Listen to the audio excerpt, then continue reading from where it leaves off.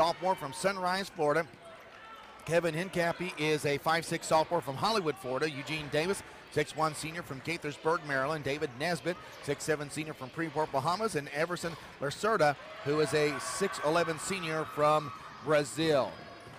And McPherson, after losing the opening tip, gets the basketball but loses it right back. So each team has turned the ball over here early in the contest. McPherson of the Kansas Collegiate Athletic Conference, the champion of that conference this year, getting one of the two automatic bids from the KCAC. St. Thomas from the Sun Conference, an at-large entry, but one of three teams alive from that conference. And the first basket of the ball game is by Kevin Hincapie, who gets the three. You'll have to excuse Dave Beckett and I, even though Dave just watched the game. I actually was helping Matt Boss as the analyst on the first game here today between Dordt and Warner Pacific. And we're a little bit exhausted after that exciting ball game. We'll talk about that in a moment, but we're expecting one that could be equally exciting here. Here's another three that's launched. That one by Hincapie, no good. And rebounded by McPherson. Coming down with it is Frazier. Frazier kicks it outside, and now they will kind of bring the ball back out and set things up. Atwater will trigger it. Drive to the basket, and the ball rolled out of bounds, and it will belong to McPherson with 21 to shoot. As Dordt College, the number 4 seed in this tournament, held off Warner Pacific 77-70. Dordt had an 18-point lead in that ball game, as the baseline jump shot will be good by Aaron Frazier for McPherson. And that makes it 3-2, only to see Warner Pacific go on a 16-0 run. They never got the game tied, but they held it close from there. Eventually, Dordt winning it at the free throw line. And Dave, that's just an example of what kind of basketball we've seen here in the first 3 days. It's a situation where that Warner Pacific just simply did not give up, even though we're down 18 in the second half, and they still just stayed with their game plan. And as the shot goes up and comes the other way, McPherson only scoring the 2 points on a shot by Frazier. But, Warner Pacific just continued with their game plan, didn't panic, and got right back, like you say, within 2. As did Dordt. Once the lead was gone, they didn't panic either, and it went the same way. 3-2 the score. Here's a long three. Rolls in and out, no good by Davis, and the board brought down by the Bulldogs as they try for their first lead of the ball game on a 3-ball. That one is going to be too hard, but the rebound pulled down by Shivers. Shivers to the lane, underhanded shot will be no good. It wouldn't have counted anyway, as he'll be called for a player control foul as Zachary Hackett parked himself in the lane and Shivers ran him down. And both teams in their first round games, Scott, kind of struggled offensively, only scoring 58 points did St. Thomas against Indiana Tech. Of course, they were able to win 58-55, but coming in with an average of 71.8, so under their average, where on the other hand, McPherson scored took overtime to get to 69, and they come in averaging 79 points a game. So we'll see if the teams come out a little bit more firepower today. Hincapie has all 5 St. Thomas points as he gets one in on a layup. It is 5-2. Here's a shot in the corner. Count it. A 3-ball for Aaron Frazier. So right now the score, Aaron Frazier 5, Kevin Hincapie 5. And the other guys are watching just like we are as far as that's concerned. But yeah, spectating right now. I'll tell you what, Aaron Frazier had a tremendous game. His first game in that 69-63 win over Dakota State. 26 points, 10 rebounds for that young man. Here's a one-handed shot, no good. Long rebound comes out to Davis. Davis baseline jump shot is too hard, and the board brought down. Layup will be up and in, and yes, someone else does score it. Zachary Hackett. That puts St. Thomas up 7-5. Again, this is a 5-12 game, but kind of as we were talking about in our first broadcast today, really the numbers don't mean a lot, especially once you get past the first round. Here's a shot missed in the lane. Rebound to St. Thomas. Here's Davis. He throws it up, no good. The Bobcats can't get the shot to connect. Bulldogs back the other way. This is Atwater down court, passes it off. Man open, but the shot was blocked from behind as Reinhardt saying he was fouled. Looked like there was some contact, no foul called. And St. Thomas has a 7-5 lead and the ball. We are just 4 minutes into the second of 8 games today here at College of the Ozarks. In the corner, shot for 3, knocked down as Zachary Hackett gets the 3. And it's a 10-5 game as St. Thomas on a 5-0 run. McPherson finds themselves down 5 here early. Here's Shivers. Backs it up and goes over to the left side after fumbling it for a moment. Crawford will get it. Now give it to Atwater, who drives in. Shot partially blocked, and the rebound brought down by St. Thomas's Lacerda. All 5'7", Michael Atwater going in and challenging his 6'11" Lacerda, but that was quite a challenge, and Lacerda won that battle without a doubt. 10-5 St. Thomas on top with 15:05 to go first half. There's a 3 ball that rolls in and out by Hincapie, and the rebound brought down by Frazier. He wants to go against a 3-man defensive front, but he had the right angle, didn't hesitate to do it, and Aaron Frazier has all 7 McPherson points. It's 10-7, St. Thomas with the lead, down to 3, and several substitutes will come in for both ball clubs at the next dead ball. 14:45 to go here in the first half. McPherson just simply outran the St. Thomas University Bobcats down the other end, and Aaron Frazier took advantage of that and got his 7th point here early in the ball game. Driving to the basket is Davis. Shot blocked, and then the foul will be called on the rebound, and it will go against St. Thomas. Lacerda, I believe, picking up his first foul. Everson Lacerda in their opening round victory over Indiana Tech ends up with 8 points and 12 boards, so he had a pretty good game too. But like I say, whenever you're 6'11", you ought to be able to come away with 12 boards if you move around whatsoever, and he is fairly athletic. 10-7 the score, 14:28 to go before halftime.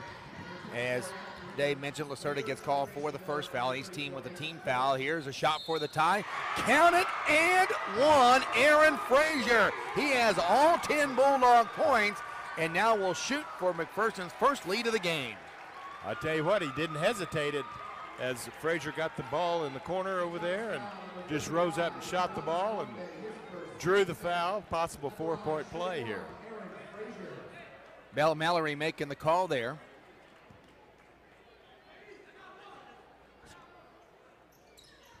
Kelly Pfeiffer, one of the other officials in the ball game today, and 10-10 the score as Frazier finally missed one. He missed a free throw, probably the easiest shot he had all night, and he missed that one.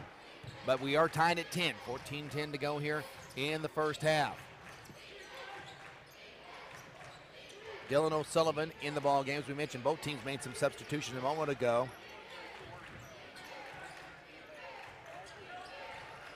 Pass still outside. This is O'Sullivan again. He wants to drive to the basket. Kicks outside. Here's a shot for 3. Rolling in and out. Rebound. Once, twice. Fake. Put back. No good. Again, put back. Blocked. Out of bounds. It's going to be a jump ball. Possession to McPherson. So McPherson doing a good job of staying away from the foul, one thing, plus preventing the shot from going in from St. Thomas. They rebounded it 3 times in a row, did the Bobcats, but good defense that time by McPherson. And Aaron Frazier with all 10 points. You know, whenever you got a hot hand like that, you go ahead and use that hot hand until it cool off a little bit. 10 for Frazier and 10 for the Bobcats. 13:25 to go before halftime. Chuck Sanders just could not get the basket to go inside for St. Thomas. Baseline jump shot, and it's McPherson's first lead of the ball game. It's also the first basket by someone other than Aaron Frazier. It's Mason Hewitt that knocks it down, and the Bulldogs have their first lead at 12-10. 13:10 to go before halftime. But Aaron Frazier was the passer that time. He drew the defense to him and then shoveled it off to Hewitt. Ball hits the front rim by O'Sullivan, and the Bulldogs with a rebound. Adam Brunner just checked into the ball game. He drives coast to coast, shoots no good. Knocked to the ground, and we'll have a foul called. And that will send the Bulldogs to the free throw line. 12-10 our score. McPherson with the lead over St. Thomas. Again, McPherson representing the Kansas Collegiate Athletic Conference. We have 3 conferences in this tournament that has 3 teams each in the round of 16. And St. Thomas's conference is one of those. That is the Sun Conference. St. Thomas was an at-large bid from that conference, as was Warner, school that used to be Warner Southern.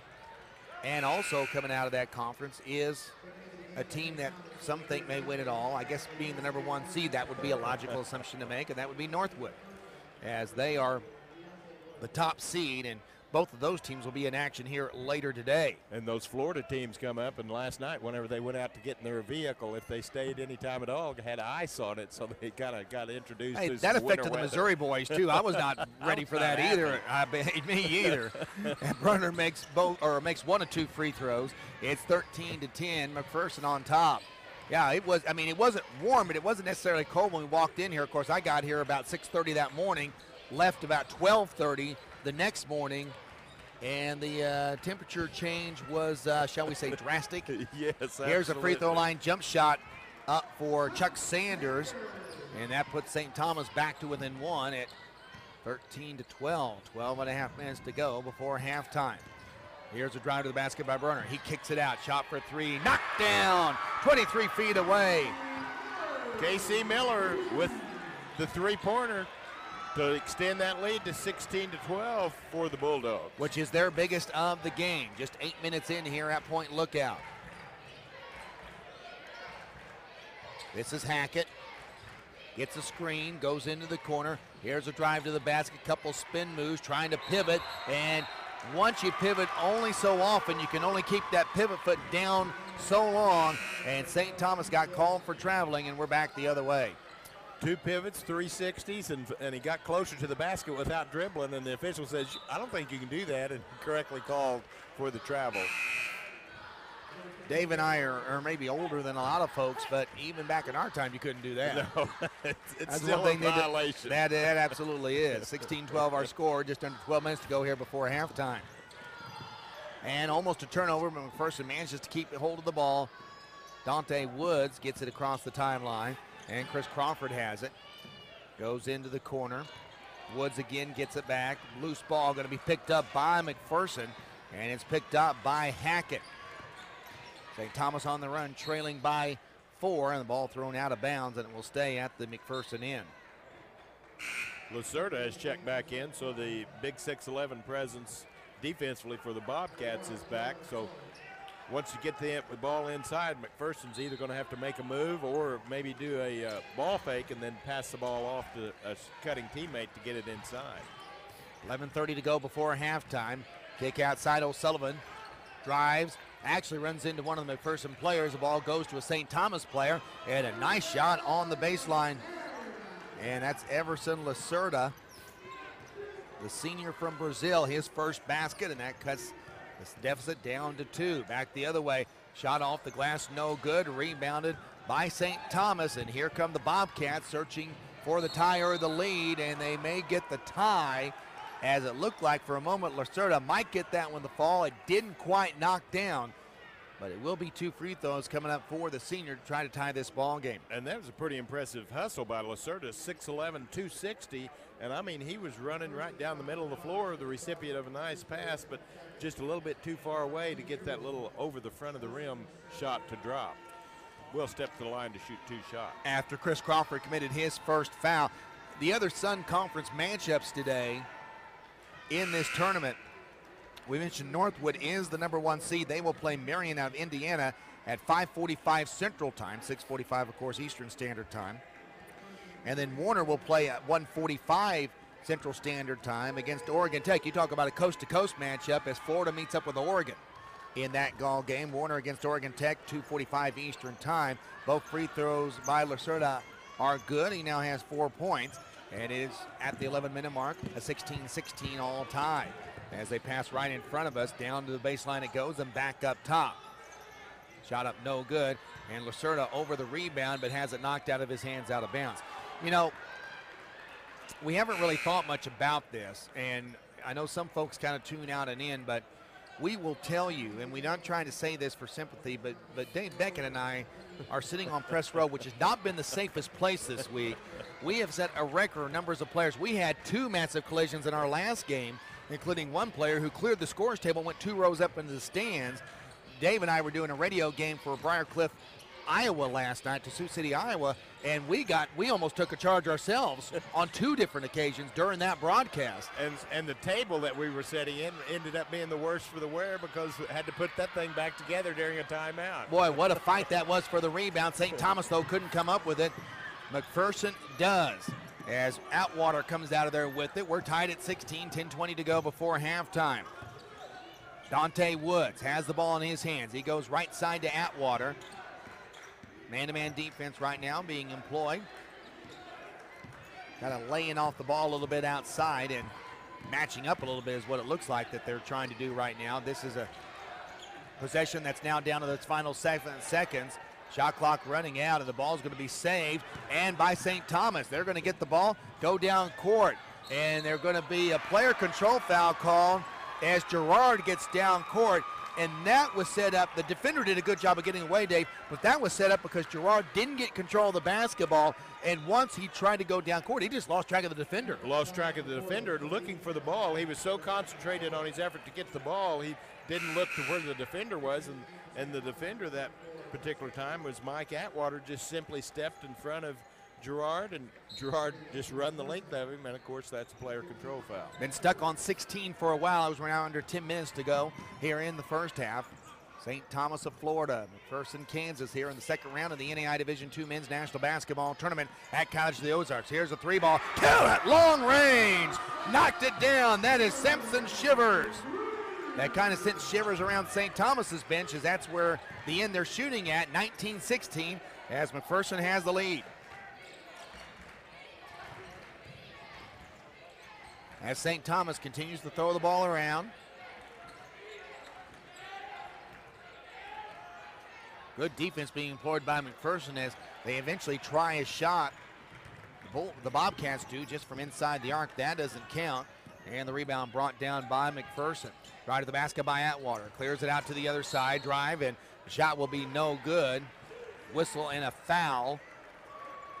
And that's going to go against St. Thomas. Bobcats are already with 5 fouls, Dave. You know, we've talked about this over and over again. And the two team of those, go ahead. Excuse me, 2 of those are against Khalid Gerald, so he has to come out of the game probably for the rest of the first half, picking up those 2 quick fouls. He has 2 of the 5. Here's a shot inside. That blocked from behind, but 2 free throws coming up. As going to the free throw line after making a nice move to the basket was Chris Crawford.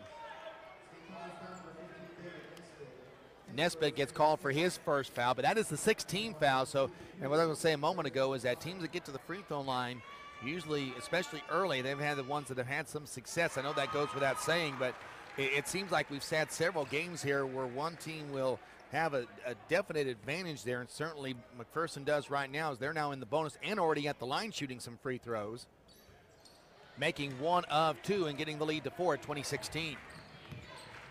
Chris Crawford getting on the board for the first time and making that 1 of 2 shots at 20-16, as Scott said, down to 8:45 to go in this first half of this second round of the Men's Division II National Basketball Tournament. 5-second call, guarded closely, and that's a turnover.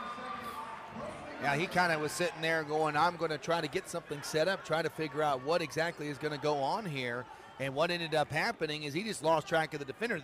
It wasn't that the defender was putting a lot of pressure on him, but he was putting enough pressure on him that he was able to just force the 5 count. The official never gave the out of range signal, right. So therefore it was there. Here's a drive to the basket, spin move in the lane, nice pass inside, underhanded shot, nice basket made right there by Joey Powers. He gets on the board for the first time, and the Bulldogs starting to build the lead. It is 22-16, 8:10 to go in the first half.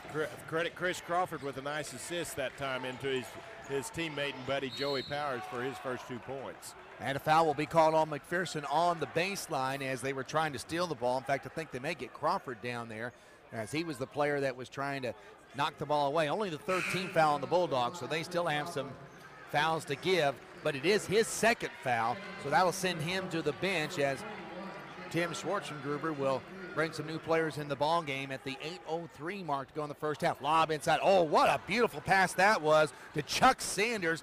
Dylan O'Sullivan on the assist from out of bounds. And that only works maybe 1 time a game, but you have the ball underneath your own basket, try to get the ball before the defense gets really set, and then lob it up to a teammate, as we've got a 3 down at the other end, Aaron Frazier. With 13 first half points, and McPherson's got their biggest lead of the game at 25-18. 7:35 to go in a quick moving first half. St. Thomas, I can be very, very patient here. as Hincapie goes to the basket. Pull-up jumper from 10. Nice off-balance shot by Hincapie. He has 7. It is 25-20 as St. Thomas cuts the lead back down to 5. Looked like Hincapie was kind of in jail there, so to speak, but he just took his time and gathered himself and made the shot. And a steal and a layup. Chuck Sanders has 6 off the bench for Clark Maloney's ball club. The St. Thomas University Bobcats from Miami Gardens, Florida, they've cut the lead to 3 at 25-22. Here's a baseline shot blocked, and the rebound by St. Thomas. Here they go down court. Shot will be good. Nice layup made there by Hincapie, who has 9, and the McPherson lead, which was at 8, or it was at 7, is now down to 1. 6-0 run by the Bobcats. Shot 17 feet away, drained. Good shot by Jordan Crawford, his first 2. Puts McPherson back up 27-24. And Jordan Crawford, another player that had a really good game in the first round against Dakota State, had a double-double, 10 points and 10 rebounds, and he's picked up his first field goal this ball game. And a traveling call, and that traveling call goes completely to the credit of Mike Atwater, who was the defender. He got in the way. Got a hand on the ball as the shot was going up, and rather than going ahead and calling a jump ball, which that wasn't the case, as the shot was going up, and then the shooter, in this case, Hincapie, ended up catching the ball and coming back down on the ground, and therefore a travel. And a 3-point McPherson lead with 6:10 to go here in the first half. Very quick moving first half, which the tournament committee should love, including us. We actually are a little bit behind again, but we're actually 10 minutes behind, which to us is about 2 hours ahead the way things have been going. Not complaining because it's been good basketball, but it's just been very slow. Coast-to-coast layup. Count that one for Zachary Hackett as he has 7. It's 27-26 with 5:45 to go before halftime as St. Thomas will put some backcourt pressure on the man bringing the ball up. That's Adam Brunner. Bounces it, baseline. Frazier kicks it back out to the free throw line, and the jumper good by Jake Reinhardt. So right now, 1, 2, 3, 4, 5, 6, 7, 8, 9 McPherson Bulldogs have scored, although Frazier has the bulk of those points at 13. But Reinhardt now puts his name in that book, and now a score the other way for St. Thomas as they now cut the lead to 1. Give that basket to Lacerda, who now has 6. 29-28, 3-ball, yes sir, between the circles. That counts for Samson Shivers, who now has 6. He loves that shot. That's the second time in a row in this game, and he took it a couple of times in the previous game too, right about the volleyball line, we'll say, between the circles, halfway between the circles, and that's, what, 28 feet out, but nothing but net 2 times in a row. Foul's going to be called. Bill Mallory will have this call, and that's going to be team foul number 3 on McPherson. Jordan Crawford picks up the foul. Just his first as well, so 4:49 to go. And St. Thomas will inbound on the baseline. Leading it, or trailing it, we should say, 32-28. The winner will get Dort in one of the quarterfinals coming up tomorrow. And what was just a terrific game here earlier, Dort advances to their first ever Final 8. St. Thomas basketball, driving the baseline, kick out. And instead of trying the shot, they're going to go ahead and throw it back out to O'Sullivan, who will hit the free throw line jumper. No, they had a 3, but it was a difficult look. Good decision, I think, that time by Hackett to pass up what could have been a chancy 3. They got a sure free throw line jumper and are down by 2. Make the extra pass, and your teammate, you reward your teammate by making a good cut, and he gets the extra pass and the recipient of 2 points for the Bobcats. Yeah, and a foul call now on St. Thomas. That is their 7th team foul, which means we have our first bonus free throws of the ball game. That foul called on Hackett, which will be his first. Again, 17 fouls on the Bobcats. And to the free throw line for McPherson will be Adam Brunner. First free throw up and good. Brunner up to 2 points. It is 33-30. Tell you what, in the first half, shooting's been pretty good. McPherson has shot 46%, which you think is pretty good. That's St. Thomas. McPherson, though, has shot 55% in the first half. And they have a 3-point lead. So the basketball going in the hoop and also going in from the free throw line as Brunner makes 2. These two teams for the season McPherson shoots about 42, make it about 43% for the season. While on the other side of the ledger, about 44% for St. Thomas, so very even numbers there. But both teams shooting above their averages right now. 34-30 McPherson, 4:15 to go, first half. Ball inside low, and that'll stop play as Laurel Beckford in the ball game for St. Thomas is going to get, I believe, to go to the free throw line. He was in the act of shooting as McPherson's just committed their 5th foul of the first half with a 4-point lead, and that will be foul number 1 on Dante Woods. St. Thomas got the ball inside as that's where they want it, and were able to draw the foul, but unable to make the first of 2 shots. That one kind of went part way down and then popped out for Beckford. He'll have one more on the way.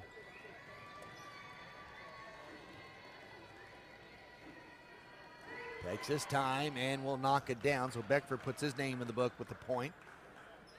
3-point McPherson lead, 34-31, 4:05 to go here in the first half. Scott McCauley along with Dave Beckett from the NAI Division II Men's National Basketball Tournament in Point Lookout, Missouri. McPherson with the lead and the ball. Bruner caught the low pass, or that was Hewitt that caught the low pass, got it back outside. As we're now down to 13 to shoot in this position, 3:45 to go here in the first half. Here's Bruner with the basketball, trying to free up, tries to throw it inside, and the cutter to the basket, missed connections, but they were really kind of in a desperation situation there anyway, Dave, as they were down about 3 or 4 on the shot clock. The shot clock was running down and just miscommunication. Dante Woods cut to the basket, but the pass was like he was going to stay out there for the 3-pointer and goes out of bounds. Now then the Bobcats back on the attack, trailing 34-31. Bounce pass to the free throw line, quick pass inside, and we're going to have a foul inside and more free throws coming up for St. Thomas. And I think it was, I couldn't tell if it was O'Sullivan or Hackett, but one of them had a really good look inside, and there was so many tall players in there. I wasn't really sure where he was throwing it, but where he was throwing it was low, but Everson Lacerda picked it up. He saw the pass coming and was in position to catch it and get in position for the free throws, which he misses the front end. That'll be foul number 2 on Dante Woods, and that is now the 16th foul on McPherson. So for the final 3:19 of the first half, both teams will be in the bonus. 6'11", Everson Lacerda.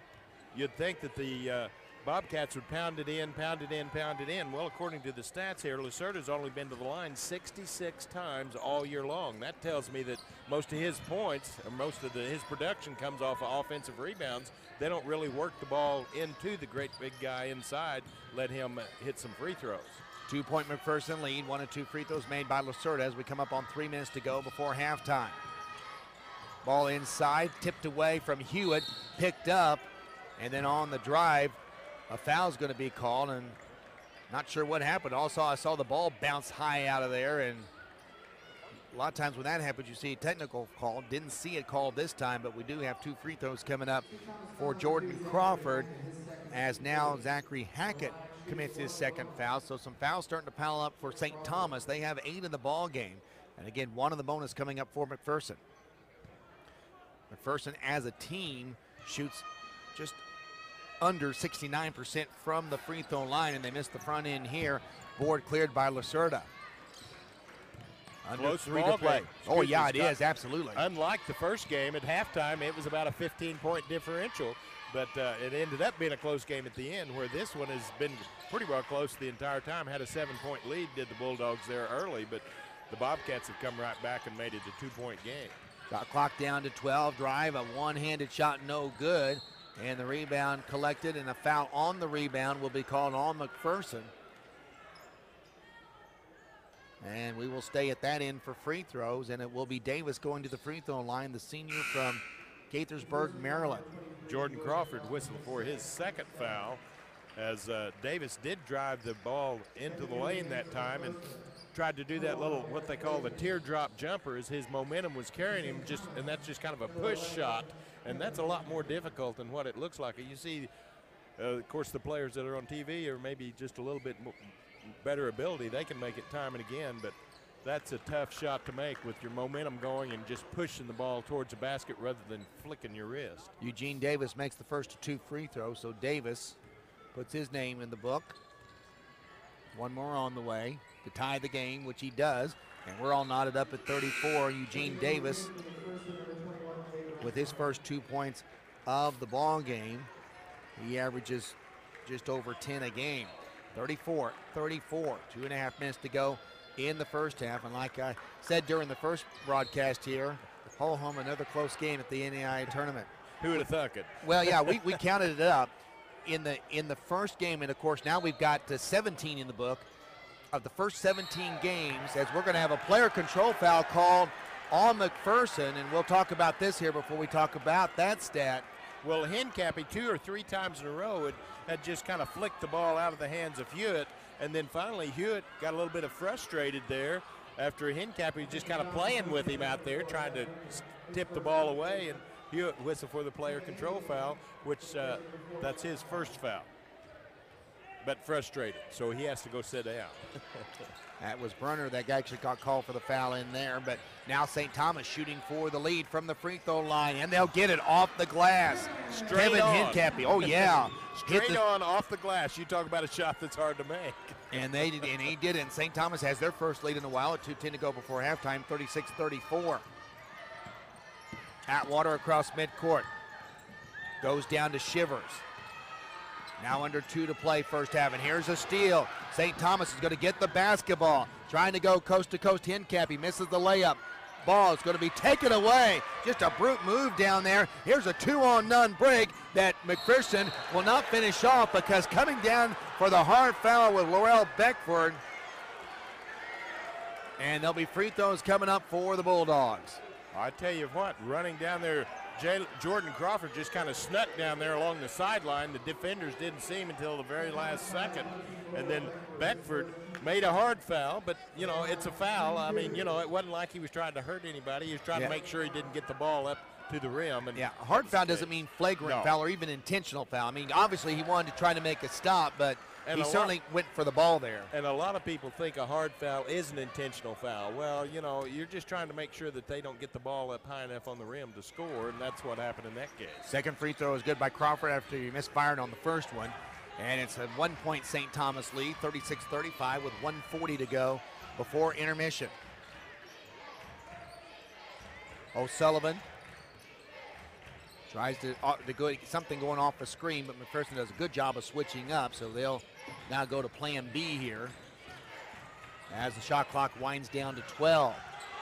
This is Davis, loses the ball, picked up, going the other way, Aaron Frazier. Frazier down court, kicked out, shot open for 3, and the lead, yes! I'll tell you what, Samson Shivers. Only make sure to point that out to one of the officials, so we'll kind of keep an eye on that as we go, but that doesn't take anything away from the shot Shivers hit. That was a thing of beauty to give McPherson the lead with 65 seconds to go before halftime. Hincapie in the front court. Gives the ball off to Davis. Cross court, O'Sullivan tries to get it inside. He does get inside. Layup will be up and good. Nice finger roll by Lacerda. Gets the shot. He has 9, and we're down to 45 seconds to go, all tied up at 38. Lacerda didn't even have to put the ball on the floor, because there again at 6'11", those are the big long legs. One step and just roll the ball off the top of the rim off your fingers. His feet are so big, we had to call a cab to get there. Here's a baseline jump shot, no good. Rebound by Frazier, gets it inside, and a foul will be called on Lacerda. And there'll be free throws coming up for McPherson. But what this does, it gives St. Thomas an opportunity here, because even though McPherson goes to the line, St. Thomas can take the last shot. They also have the arrow their way to start the second half. So we'll see how this will all pan out. And that was the second foul on Lacerda. So with 25 seconds to go, you got to be careful if you're a Bobcat fan to not let your big man pick up the third foul. Yeah. Clark Maloney electing not to take him out of the ball game, and I think it's because of the fact that they're assuming that they make the second free throw. They're going to go on offense. They do make the second free throw, as Reinhardt now has 4. But going on offense, he's going to take the chance that his player's not going to get into foul trouble, but he certainly is an offensive option. If that had been a player control foul or something, I think he'd have been out immediately for that very reason. Down to 23 seconds to go before halftime. Shot clock is off, 40-38. McPherson with the lead, St. Thomas with the basketball. The McPherson fans on their sideline hollering defense. Down to 13 seconds. Hincappy into the corner, O'Sullivan. O'Sullivan loses the ball, picked up by McPherson, and there you go, the third foul called, and that's the chance you take. And Lacerda, incidental contact, but he just picked up his third foul. And it was one of those situations 22 feet away from the basket, and Lacerda was trying to pick up the loose ball, but the quicker player was able to cut in front of him and then stop, and Lacerda correctly called for his third foul, so that could be a big call. Still 4.9 seconds to go in the first half. Well, what makes it even bigger is now McPherson will go to the line. They have a chance to make it a two-possession game before halftime. This is the two-shot free throw. First one rolls in off the front rim for Adam Brunner. Up to 4 points. He'll have one more.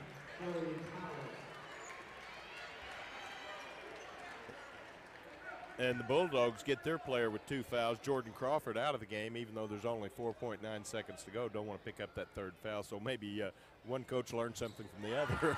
Brunner makes them both. He has 5. Down to 2 seconds, down to 1. Here's a long 3 at the buzzer, up no good as the first half comes to an end. Second of 8 games today here from the Division II National Tournament. The final 8-game day, if you will.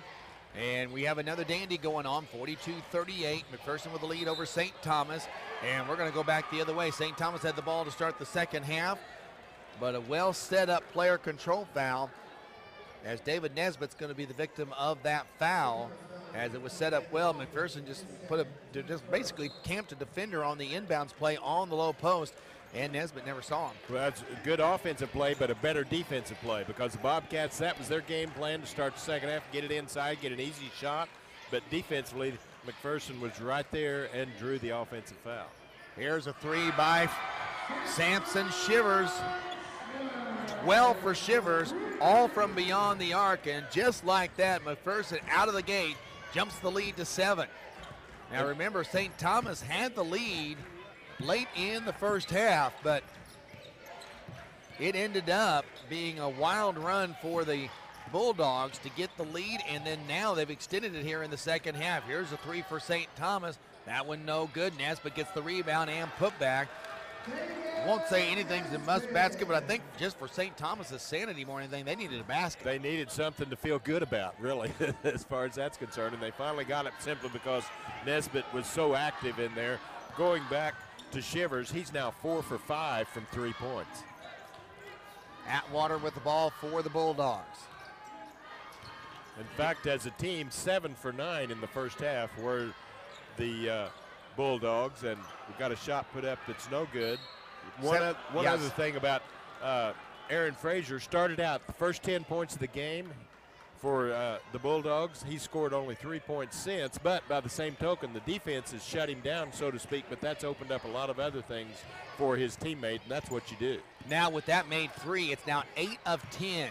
80% from three-point range for McPherson, and yet they're only leading 5. Exactly. I mean, usually you shoot 80% for 3. You should be looking at double digits at the very least, if not maybe 20. But yet they're only up by 5. It just shows you how tight St. Thomas has played and how well they've played as well. Kick out on the drive to the basket. Then back up top it goes to Nesbitt as the shot clock is down to 3, down to 2, down to 1. Here's a shot, no good, and that'll be a shot clock violation. A second good defensive stand for McPherson here in the second half. And McPherson, that's what they hang their hat on. They try to play good, hard defense. They like to score, yes, and they only give up 67 points a game, so that's one of their things that they take great pride in defense. And, you know, you can talk to anybody you want as far as sports are concerned. What wins championships? Defense. Here's Frazier, misfires on a layup as St. Thomas got a hand on him, misfires on another one, and then a foul, I think, on Frazier over the back on the third one. Here's a stat for you, Dave. McPherson gives up only 67.9 points per game. That's outstanding. St. Thomas not quite as good. They give up, actually a little bit better, 67.2 per game. So McPherson actually playing a defensive team better than them by 7/10 of a point. That shows you how good both of these teams are defensively. 5-point lead for McPherson. 3-ball no good from the corner by Eugene Davis, and the rebound comes out to Crawford, or check that Brunner for McPherson, but McPherson misfires on the transition, and back the other way we go. And that time got the teammates watching Frazier. Frazier was making a cut to the basket, and everybody was standing and watching. Good thought there, but his teammate was just standing rather than going ahead and cutting to the basket. If Crawford would have taken 1.5 steps towards the basket, that would have been a perfect pass, but everybody was watching Frazier. 45-40, 17-10 to go. St. Thomas basketball trailing by 5. Nesbitt free throw line extended. Cut off on the drive to the basket. Goes to the outside, tries to get it back from O'Sullivan, and McPherson comes up with a loose ball. He gets down court to Shivers. Shivers to the basket, has the shot blocked, and the board to O'Sullivan, and back the other way we go. Danny O'Sullivan wants to go coast to coast. McPherson cuts that off. Cross-court pass, a little bit high, but picked up. Now the drive to the basket, one-hander. Yes, and one. Count it for Eugene Davis as he gets his point total up to 4 and has a chance to put one more on. And the foul is called on Shivers, his second for the Bulldogs, but what an athletic play oh, that yeah, time. What That's a nice move. drive. Yeah, by Shivers. I mean, he just went up there and it was one of those things that he just had enough of an opening defensively that he had no threat at the player control foul, and really McPherson couldn't do anything but either try to block the shot or foul. Free throw is no good, though. McPherson's lead stays at 3, so St. Thomas has kind of clawed a little bit back in it again after McPherson had that early spurt, got the lead out to 7. It's 45-42. Brunner, nice pass inside, and a foul will be called on the shot attempt by Chris Crawford. That will send him to the line for 2. O'Sullivan whistled for the foul for the Bobcats, only his first, but it will be a 2-shot foul, and that's what you do as a driver. You try to drive the lane and draw the 6'11" Lacerda over to your side and then dump it off to your teammate in underneath to get an easy basket, but O'Sullivan fouled rather than give up the easy basket. Yeah. If I could drive that straight to the basket as he tried to do there, I'd still be playing golf, but I can't, and so I don't. Be playing a lot of things if you could drive that straight on a lot of different things. Instead, they sold the clubs. Here's the first free throw, good. Second one, no good by Crawford. 46-42, 16-20 to go. You know, golf clubs do collect a lot of dust and a lot of webs when they sit in the closet, so you got to make some room. St. Thomas basketball trailing by 4. Lob pass inside to Nesbitt, tipped away. Nice play by Frazier, and he gets the ball back. In transition, Frazier, one-handed layup, rolls in and out. And the board brought down by Lacerda. Outlet pass to Davis. Davis across the timeline. Neary carries it, not carried, but gets the layup. Another good drive to the basket by Eugene Davis with 6. And it's 46-44. Here comes St. Thomas again, down only 2. And Davis did really not show that the entire first half, his ability to create and slash to the basket the way he's done the last 2 out of 3 times that the Bobcats have had the ball. 3-ball in the corner is going to be good. Actually, they're going to say 2. That is a 2-point basket. And they're going to give the basket. That was Crawford in there, Jordan Crawford, who made it. And that makes it a 4-point McPherson lead at 48-44. You know what's been interesting about this ball game is it's not been necessarily, there's been some great plays in this ball game, including one right there by Lacerda getting the pass and able to roll it in. But there's been some nice 3-point goals, a couple of good runs, but both teams have played a very solid, fundamental basketball game. I mean, it's been fun to watch and kind of dissect, even though it's been maybe a little bit of a slower tempo than the game we did here a few moments ago. Here's a long 3. That one will be off the backboard, no good. And then a rebounding foul. They could have called that foul on either Crawford or they could have called it on Eugene Davis. They wouldn't call it on Davis because he was on the back of his own player. Generally, if you're on the back of your own player, they don't call that a foul. So he got the rebound with 2 players on his back, and one of them was his own teammate. And third foul, Jordan Crawford. So that's the first person for the Bulldogs that has drawn this third foul. And you were talking about what a good game this is to watch and, of course, do on the air. But that shows you that they're helping each other defensively. They're helping each other offensively. They're just good team basketball, and that's what you want to do. what you want to see if you're just really a basketball fan in general. Just see 5 guys helping each other out there both ways. We're seeing a lot of that here in this ball game. 48-46 McPherson on top, leading St. Thomas. 14:30 to go here from the second round of the Division II National Tournament at Point Lookout, Missouri. Here's O'Sullivan driving the free throw line, and that's going to be no good on the basket, only because it didn't go in. A blocking foul called, and I would say that Chris Crawford, if he could have moved over about another 6 inches, probably gets the player control foul, but just didn't quite get to the spot he needed to. Just wasn't quite quick enough to get there on the drive of O'Sullivan, and O'Sullivan will step to the line, and both Crawfords now with 3 fouls for the Bulldogs. 14 fouls for McPherson here in the second half, and O'Sullivan will try for his 3rd point of the ball game, and will get it. As Dylan O'Sullivan, I think I was calling him Danny O'Sullivan, probably in honor of the upcoming St. Patrick's Day, but it is Dylan O'Sullivan. My apologies to him. 6'3" sophomore from Coral Springs, Florida. Clark Maloney has done a nice job with his ball club. This is a St. Thomas ball club. Been to the national tournament twice in Nampa in 94 and 97. They did make an appearance here in 09. They won their first ever tournament game in their previous game here, holding off Indiana Tech on Wednesday and making it to this second round. So a good accomplishment for Clark Maloney's ball club. He finds himself down 1 here, 48-47, as the second free throw was no good by O'Sullivan. But the ball intercepted by O'Sullivan, coming down coast to coast, and slipping on the floor was Chuck Sanders. He wanted to go up for the dunk, and his ankle is hurt. Nice as teams were the way that the second round's going. He worked the late game last night, which ended at 12 midnight, and then had to turn right around and do the 8 o'clock game this morning. Shot up and in. That's going to go for Everson Lacerda, who now has 13.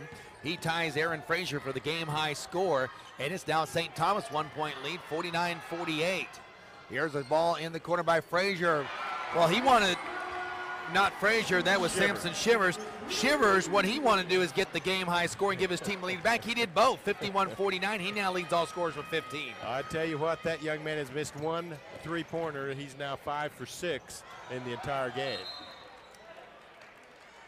Atwater back in the game the last couple of trips up and down the floor. He kind of missed quite a bit of that first half. I don't know if it's, you know, an injury or maybe a little bit sickness, but he's back out there and playing pretty well. That was kind of an interesting play there. Hincapie goes up for the basket, and he thought he saw a player in the corner, so instead of trying to draw the foul, he passed it, but there was no one there. So now McPherson, 2-point lead and the ball with 12:55 to go here from Point Lookout. Here's a shot from 19. That one is short. Good rebound, though, by Crawford. Jordan Crawford gets it back inside. Forcing it up is Chris Crawford. That one no good. And rebound to St. Thomas, trailing by 2. And here's Hincapie down the right sideline. Good job by Lacerda to just put his hands up at 6'11" and not draw the foul. Shot for the lead. Count it. Dylan O'Sullivan. He has 6. And it's 52-51 St. Thomas. And here we go again. Another close game at the national tournament. And Dave, I think we're getting a little spoiled now, aren't you? I tell you what, if it ends up being a 6 or 7 point differential, it's, well, what's the deal? How come it's not very close? I started to mention this earlier. Here's what happened. Now in 17 games completed, we have had 5 games decided by 10 points or more. And in all fairness, 2 of those were 10-point games exactly. And a lot of those 10-point leads happened in the last minute. So that's how close this tournament has been this year. Here's a shot in the corner. That one in and out, no good by Shivers. Follow-up, no good. Shivers gets the 3rd rebound, and then he's going to be tripped up. And we'll go to the free throw line. And big news, Samson Shivers misses the 3. Well, he was a little bit off balance on that one, but then after one of his teammates got the rebound and couldn't put it back, he got in position to rebound. And here's what Samson did that's smart. What he did is he just flung it. Yeah. He flung it to the basket, but because he did it while he was tripped, he now goes to the free throw line for 2. So a good heads-up move by Samson Shivers, the sophomore. He's going to get 2 free throws out of it and a chance to put his team back in front, which he will not do because he misses the front end. He still can tie the game at 12:06 to go. The winner of this game will take on that Dordt College team that held off Warner Pacific in a dandy game here earlier, at one time leading by 18. Lead was cut to 2, but Dordt hung on to win. And so they will advance to the round of 8, joining one of these two teams who will be the matchup, and I believe the first matchup of the day tomorrow at 1 o'clock. Second free throw does go home for Shivers. He has 16. And 52 all. About Dort, they're a very fine team in their own right, played very well together, but what a fan base they've got down here at Point Lookout, Missouri. I mean, they've got probably 1,500 fans, but it gets loud when they're playing. You know, Dave, Matt Boss and I did that for NAI.org in the first game as St. Thomas tries for the lead, and the ball will be actually out of bounds off of St. Thomas, but a foul called on McPherson will give them the ball back. But Matt was doing play-by-play for that game, and I was helping him out, and I mentioned during the broadcast to the folks on NAI.org, I said, for those that want to know, the tournament has not been moved to Sioux Center, Iowa, because it sounded like it was a Dort home game, as many people as there were. But credit Warner Pacific, they hung in there, made it a game, and nearly pulled the thing out. But Dort ends up getting the victory, and all their fans will be back here tomorrow. One of these two teams will play him. Sullivan's drives to the basket. O'Sullivan back outside to Hincapie. Shot clock down to 17. Jake Reinhardt, by the way, that picks up his first foul for the Bulldogs, so no foul problems there on the last whistle. O'Sullivan misses the three. That would have given the Bobcats a 3-point lead. The Bulldogs with the basketball trying now to regain the lead. We're tied up at 52, 11:06 to go here in the contest.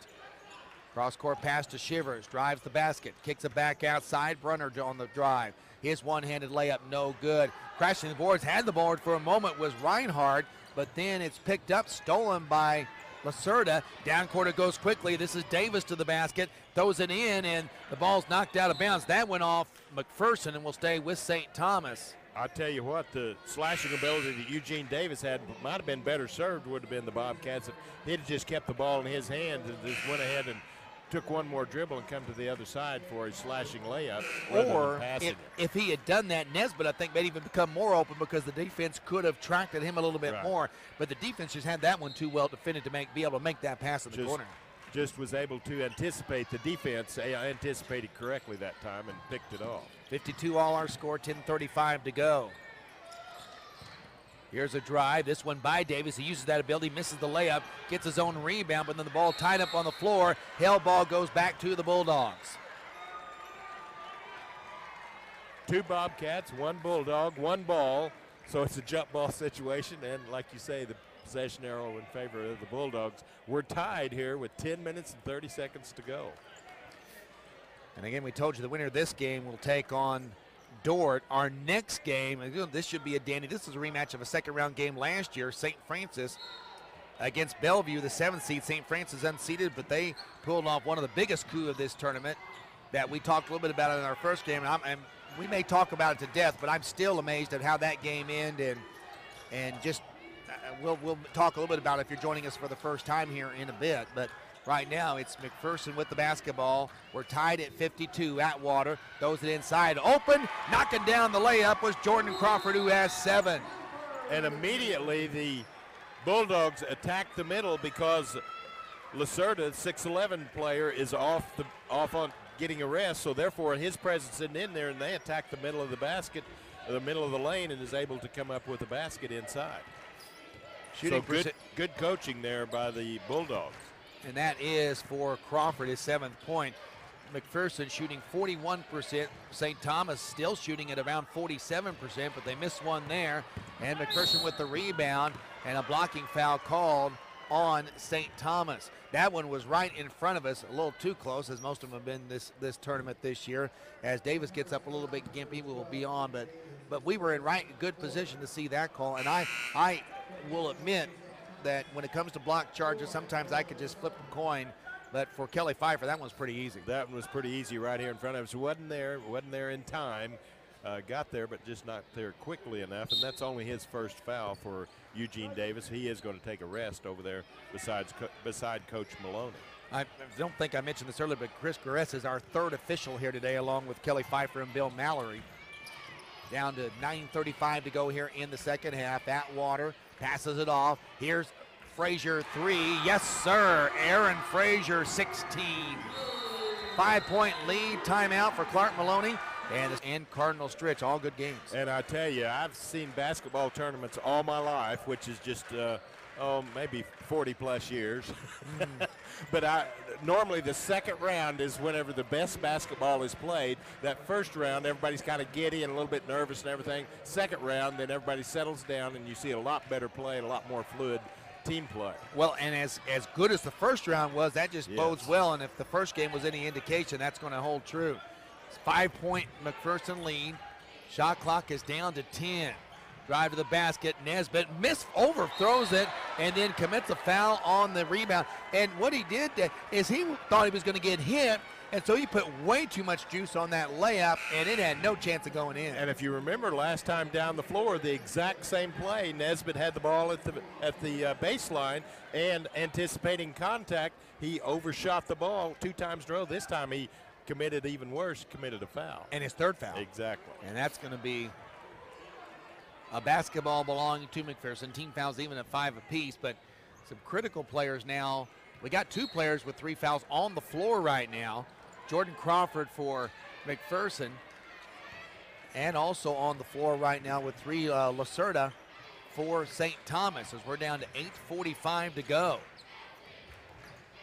But you made a key point there. Lacerda back in the ball game, so he can kind of control or patrol the lane in there and come up with some blocks. Shivers, I thought he was playing on the road at West Palm or Miami Gardens, Florida, because that's where he shot that 3 from a moment ago.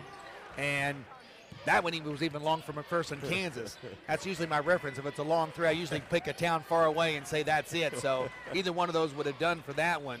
St. Thomas with the basketball, and they're kind of in need of a basket here. There's a drive in, clean block, and traveling going to be called. We're going back the other way. Got too far under the basket, did Chuck Sanders, as he was driving the baseline, but he got in behind the backboard, stopped, picked up his dribble, knew he was in trouble. It was going to be 3 seconds, had to go up, try to create something, and the ball was hit, and he come back down with it, travel. 57-52. McPherson with the last 5 points in a row to build the lead 2-5. In the lane, here's a hook shot, rolls in and out, no good. As the rebound on the missed shot by Ronhart brought down by St. Thomas. Here's O'Sullivan quickly down court, spin, shoots, and throws it into the stands. Actually, it was deflected into the stands. That fastball was just a bit outside. Ball 1. I thought he hit the guy. Hit by pitch. Yeah, may have been. May have been. Yeah, we'll be doing baseball here pretty soon. So 1 ball, no strikes. I got to get them to use it. Tell you what, until just the last couple of days, it was really spring-like weather here in Southwest Missouri. But for folks that entered the game yesterday, it was kind of warm. But for those of us that left after midnight, I didn't, but several of my friends didn't come with the right coat for the late night last night. As it chilled up, plus we scraped our windshields last night, which we weren't expecting. Here's a shot, no good inside again. That was a point-blank one by Sanders, and again, St. Thomas just overshoots it. And that's about the 4th trip they've got to the rim, but haven't been able to hit the shot. Here's a big shot hit by Chris Crawford for 3, and that one is huge as McPherson now has their biggest lead of the game at 60-52. Now St. Thomas behind the 8 ball. Here's a 3. That one in and out, no good. Davis with the rebound, and he's fouled on the way back up to the basket. Eugene Davis with his pink socks goes to the free throw line. That's kind of an interesting look for Davis. He's got the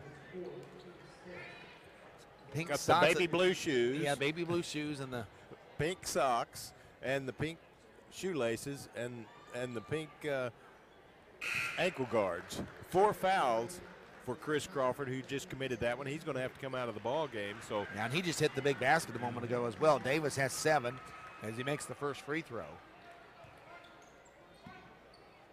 He'll have 1 more on the way. That one is good as well.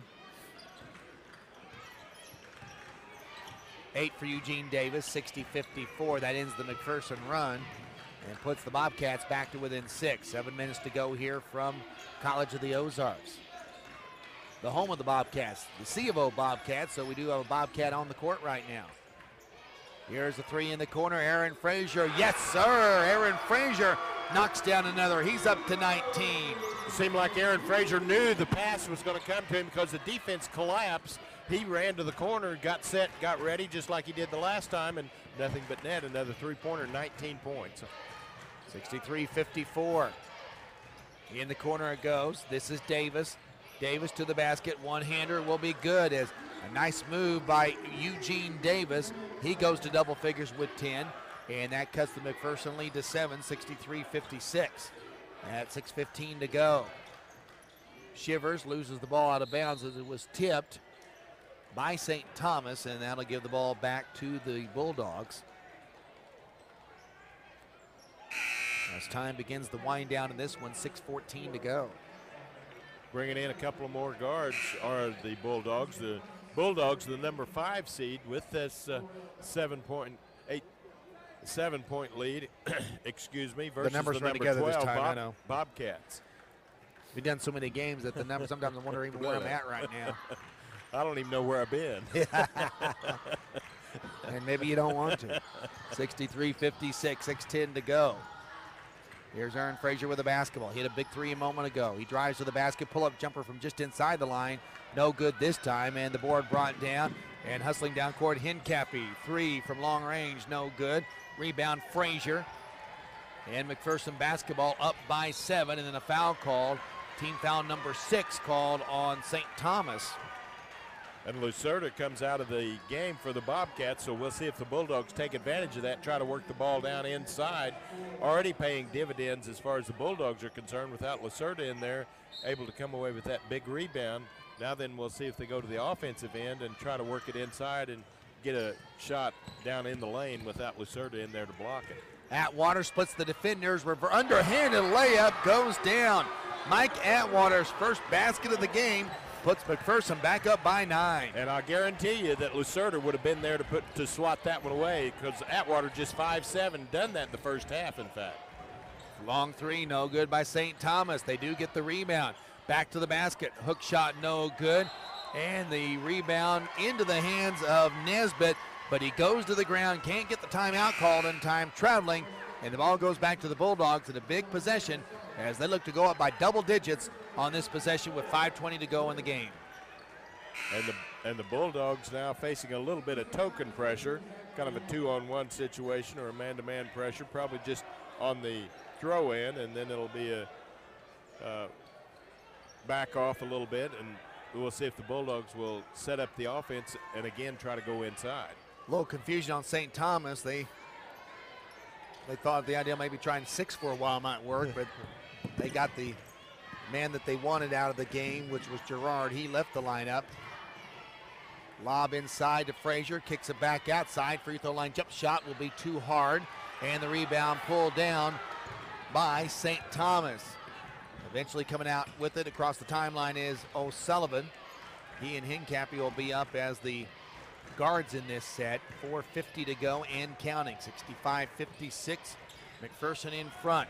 3-ball. O'Sullivan short. Hincapie rebound. 15-foot putback rolls in and out. Rebound tipped around, eventually controlled by Reinhardt. McPherson again a chance to go up by double digits. And the Bulldogs this time can maybe run some time off the clock. You really no sense of urgency as far as the Bulldogs are concerned. 10 seconds just simply took too long to determine who was going to bring the ball across half court, and 10 seconds, a turnover. Well, and they realized that because, and it kind of caught me off guard because I was looking at the McPherson bench, and all of a sudden Tim Schwanchendruber was just going nuts over there saying, hurry up, and the players just forgot where they were on the court. That would have been a place for a timeout to save the possession, but that wasn't the case. 10-second violation, which you don't see very often, especially whenever it's a situation where nobody's pressing. Here's a three. That's going to be short by Gerald, I'm sorry. And Jared's long three is rebounded by McPherson. Now 4:10 to go. Frazier a lot quicker getting the ball up court. I don't think he was involved in the last exchange, but he got it this time and got it across the timeline. So McPherson can run some clock now. 22 seconds on the shot clock. Now rolling under 4 minutes here in the second half on the game clock. Bruner had the ball and then gives it up, gets it back. 10 seconds to shoot. Drive to the basket, and that's going to be a player control foul. And that was a good read that time by Laurel Beckford. As he saw Bruner out of control, he stopped. And even though Bruner tried to throw the ball away, he didn't see the defender right in front of him. Didn't see him until it was entirely too late. By that time, his momentum had carried him into that man, and is correctly called for the player control foul. Here's one for you, Dave. McPherson College has made 12 threes today. They are 12 of 18 from three, 66%. That's hard to beat a team whenever they're shooting that well from three. And St. Thomas is still only down 9. Yes. And so right now you could say that is the difference in the game right there. Because without it, I mean, frankly, St. Thomas is probably leading. Yeah, exactly. And we're down to 3:30, and I'm still looking for Lacerda to come off the bench over there just to get for his presence. But turn the ball over to do the Bobcats, and the Bulldogs draw the foul. And that'll be the team foul number 7, which will send us to the free throw line. Both teams now in the bonus at the final 3:26 to go. 65-56, McPherson on top, and they'll go to the charity stripe. We mentioned earlier the free throw percentages. Just maybe a little bit below average, 60. Well, no, I take that back. I was reading the wrong line. Free throw percentages for St. Thomas, about 71%. Pretty good from the line. Just a little bit less for McPherson. They shoot 68%. I think you just said, as I was looking down, Lacerda made his presence back in the lineup. So he is now back into the final 3:26. You know, sometimes we look at percentages, and of course, every time someone goes to the free throw line, we look at percentages. Coaches look at percentage. But the one thing you can't really tell on a percentage is when those free throws are being made. And we have seen teams come in here that have had not very good free throw percentages, but with the game on the line, they look solid as a rock at the line. Samson Shivers did just that as he made 2 free throws. It is 56-60 or 67-56. That's the first double-digit lead of the game. And now a rebound to McPherson. Down court it goes to Frazier. He wants to go all the way. And actually, Lacerda altered the shot. And that's what Lacerda does. He doesn't have to block the shot, just make you change it enough to miss it. Here's a one-handed shot inside. Nice move there by Eugene Davis, as Davis goes up to 12 points. And really, for all intents and purposes, keeps his team in the game, 67-58, as the Bobcats are now down 9. And that was a very excellent point that you made about the free throws when they're made.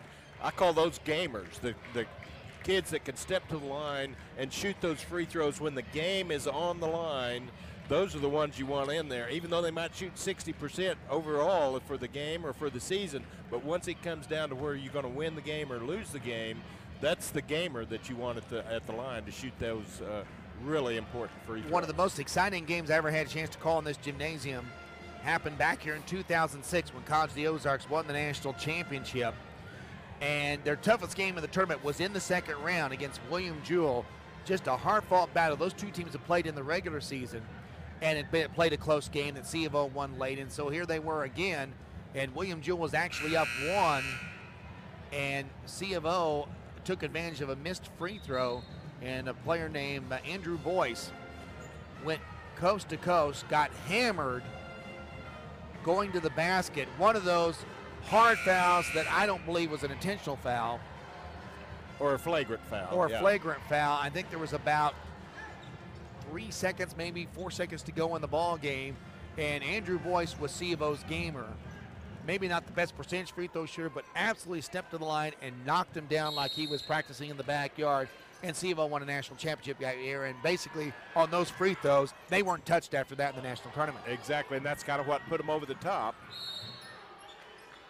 What have we got to call? The loose ball situation, and still.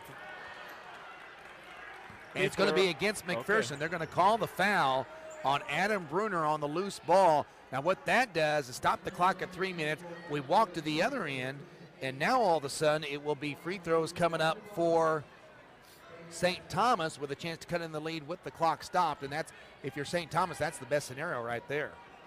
Best thing that can happen, a chance to score without the clock moving. We're down to 3 minutes exactly. And the first free throw goes home. That is David Nesbitt, who has 3 points. And you're talking about winning championships. You know, to win a national championship, somebody like a lesser-known player has got to step up sometime during the tournament. Yes, you have your stars and you have your important players, but sometimes those lesser-known players end up being the most important at a most important or most inopportune time. Well, you know, we had the opportunity to do a game on radio last night for the folks at Briarcliff where we had that exact situation happen as Nesbitt makes the second free throw. Their 2 best players were completely contained by Grace, I think combining for maybe 11 points or something like that. and yet Briarcliff held on to win the game because they had other players step up. And in a national tournament, when you're going to win 5 games, your stars can't do it all. Sometimes they can help carry you most of the way, but you got to have some complementary players to do it sometimes as well. 67-60, both free throws good by Nesbitt, 2:45 to go. Again, not a fouling situation for St. Thomas if they don't want it. They got to get a stop, but what they can't do is foul the shooter and make it. That's exactly what happened. Count it and one for McPherson, as this time stepping to the dish and doing it was Jordan Crawford. Jordan Crawford had the concentration to catch the ball, shoot the ball, knowing he was going to get fouled, and make the shot, step to the line for a possible 3-point play. And David Nesbitt's just fouled out of the game. And Lacerda wasn't in there. I don't understand why he wasn't in there for the defensive purposes, but, you know, that's the choice that they made, and that's going to be it for Nesbitt with those 5 fouls. First free throw and the only free throw on the way for Crawford. You know, and a lot of times coaches look at those substitutions differently, and since we don't see St. Thomas on a regular basis, you know, maybe he figures that in this situation, Lacerda's more valuable to him on offense and doesn't want to pick up that foul. And that's what happened, but they missed the shot here, and the rebound brought down by McPherson. Atwater with it, double teamed in the backcourt. Making it a little bit longer, and time after time after time in the 8 games, it's going to be late. Ball's knocked into the second row of the stands. That's happened several times here as well. I think they ought to issue helmets here on press row next year or something. We're going to have to put up hockey glass around. Tell you who's getting a call after this tournament, my insurance agent. Here's the call down low, shot up. That one somehow went in for Chris Crawford, as he literally threw it in as he was going down. Here's a 3 ball. St. Thomas misses it. Rebound out long to Hackett. Hackett throws it inside. And then the ball lost as they tried to throw the ball out. And here's Atwater going to be fouled at 2:02. And now McPherson looking to put some distance between them and St. Thomas. I tell you what, McPherson, to win this game, they're going to have to hit their free throws is the utmost important thing. Plus, they're going to have to at least get the rebounds. You can't stop all the shots from going in, but you've got to rebound the basketball when they do miss at the other end. With a 12-point lead, 2:02 to go, free throws and rebound. That's the 2 things you've got to do to win the game. 72-60 the score. Into the free throw line is Atwater. And he will miss it. So that's what McPherson needed, or what St. Thomas needed was a miss. Now they need a basket. O'Sullivan, top of the key. Here's a 3. That one no good. Rebound comes out to Lacerda. Cross court it goes to Hincapie. He tries a 3 and knocks that one down over terrific defense by Aaron Frazier. Within the first 10 seconds of the shot clock. Once it gets down to about 15 seconds, you're better off just going ahead and taking your chances, hoping they're going to miss the shot. Pressure being put on, and St. Thomas has elected to go the fouling route, and they got about 10 seconds off the clock. Not quite 10 seconds before they got that foul called, and you could tell because what Clark Maloney has done is he's put his fouling crew in there, because you gotta, of course, you gotta give some fouls before you can do anything. First free throw is good. That one made by Jordan Crawford, who now has 11. He is one of 3 Bulldogs in double figures for the game. Next one on the way. He'll add to that. He has 12. 74-63, a minute 35 to go. Long 3, Hincapie. He makes that one as well.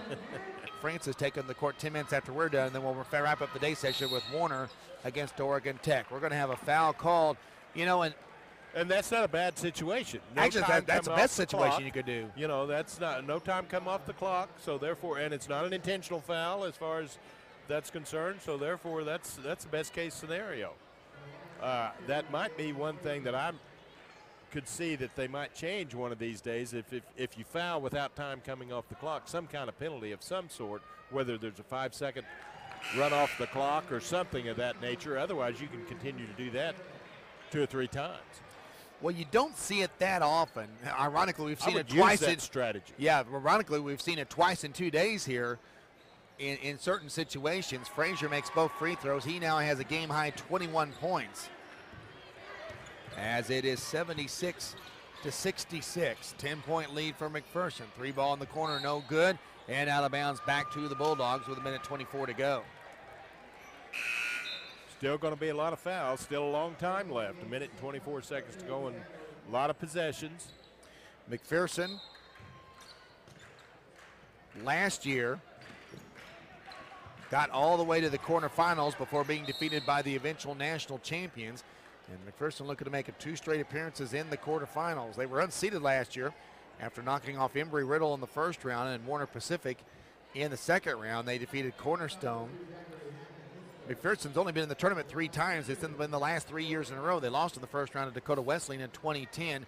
St. Thomas, we mentioned earlier, was in the tournament twice in Napa, 94 and 97. They made an appearance here at Point Lookout, losing to Morningside, the heartbreaker, by 2 in the first round in 2009. Got off the schneid, if you will, by winning their first round game this year. But looks like they may be heading to an exit in the second round unless they can turn some stuff around. Crawford has 13, now 14. This is Jordan Crawford, who's got the double figures a lot at the free throw line here late in the game. And the Bulldogs are doing exactly what they need to do, is hit those free throws. But got a long shot by Hincapie. What you say, difference in the ball game.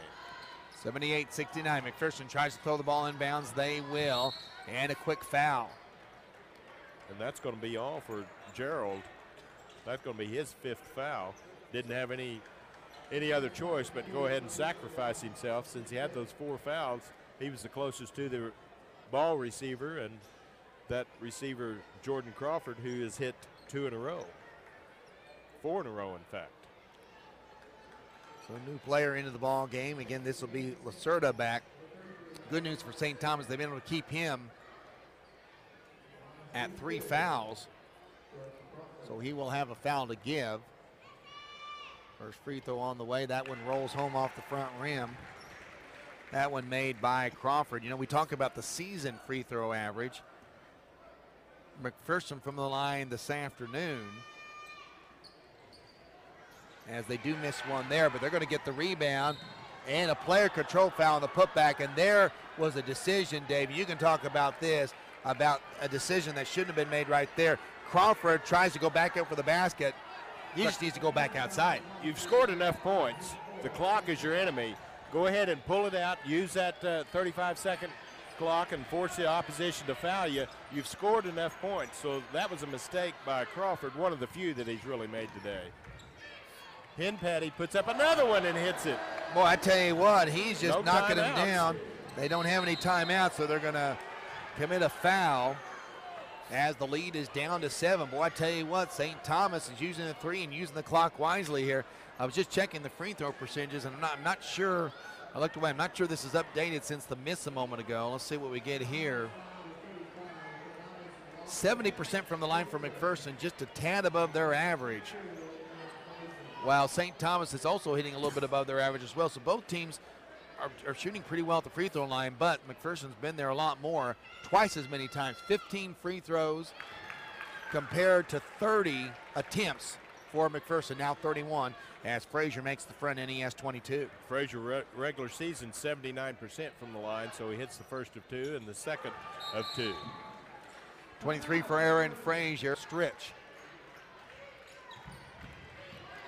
St. Thomas with basketball, trailing by 9. Here's a 3 by Hincapie, no good. Long rebound, put back up, and good. That one's going to be a 2-point basket by Hackett. I believe it was Davis, Eugene Davis, put up. Correct. Thank you very much, Eugene Davis, who has 14 points. And that cuts the lead to 7, 81-74. McPherson to inbound, and we're going to have a quick foul called.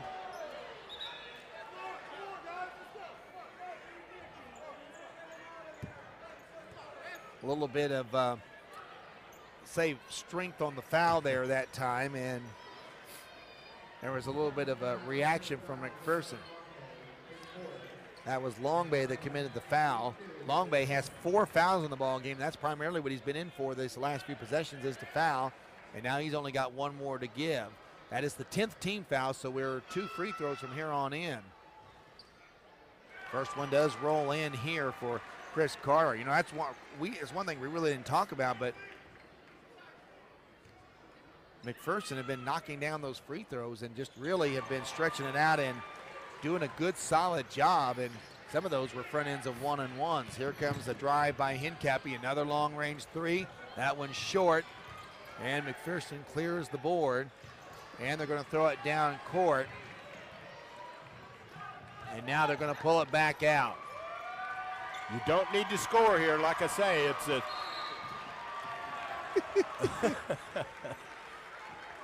only problem there, the official was looking towards the basket, and the fouling was going on down here where everyone else wasn't looking. That was funny there because Shivers was getting fouled, and they were just saying, please look over here. And I think we may have been the only two that saw what was going on, and it was in the backcourt. But they did get a foul up front, and this is going to be a two-shot foul. First one will count for Crawford. And does it have Jordan Crawford's free throw percentage there on the stats? Yeah, we'll look at it here as we'll call it up here. He now has. He made them both. So Crawford. It will take a second here to update. Jordan Crawford now has 17 in the game. St. Thomas trails by 11. And the layup or the shot, and I think they're going to go ahead and foul again. So this score will actually turn out to be a little larger than the game indicates. All right, looking at the free throw percentage here for Jordan Crawford. And I don't think they've got the last one on the board yet, so I'm gonna take a guess that we're looking at 9 of 12 from the line. And he comes in averaging, here's an example we were talking about, comes in averaging right at 60%, and he's hitting 75 during the game, and especially during the stretch, he's missed one free throw in the stretch, down the stretch. So that's the gamer that I was talking about. Whenever the game's on the line, he hits these free throws. 19 for Shivers as he makes the first. Misses the second.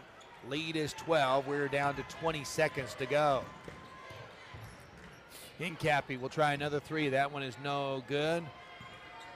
And I think this is going to do it. McPherson College, for the second year in a row, are heading to the quarterfinals. The McPherson Bulldogs win this one 86-74 over the St. Thomas